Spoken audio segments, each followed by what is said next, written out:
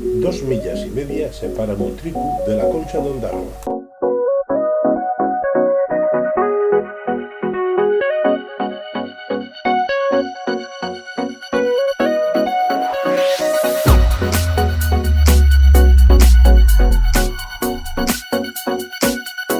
Remontada a Punta Cardal, arranque del dique de abrigo de Mutriku, la costa se dirige al oeste-noroeste, alta, sin accidentes geográficos, ni bajos por fuera de la isomática de 10 metros, hasta Punta Satumarán, que despide bajos donde rompe la mar.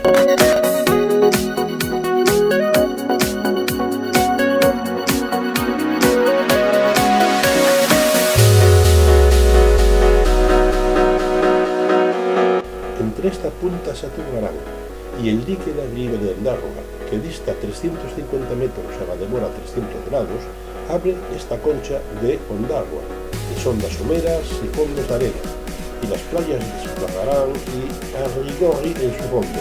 Esta última linda con el dique de encorcamiento del río Artibay. La entrada a los puertos, tanto deportivo como pesquero, como en todas las barras, serán las condiciones de tiempo y clima las determinantes para la maniobra.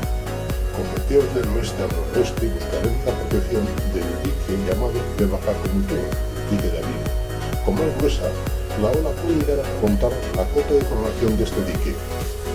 En estas condiciones evitaremos acercarnos a Punta Satumarán, ya que la ola en esta punta puede entrar mar adentro y puede llegar a alturas considerables.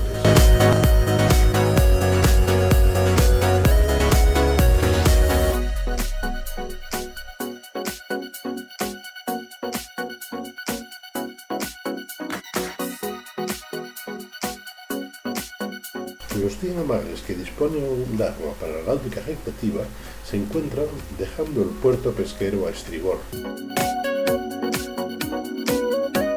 Para veleros en pantalones adosados a los muelles de la ría, con 43 plazas para esloras hasta 10 metros.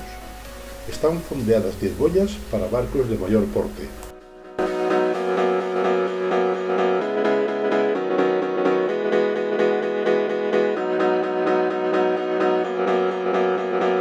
Río arriba, pasados los dos puentes, el Nuevo y el Viejo, que cruzan el Artibay, y tras una curva que forma el río, en una pequeña dársena existen pantalanes sin fingers con 57 amarros para embarcaciones a motor de 6 a 7 metros.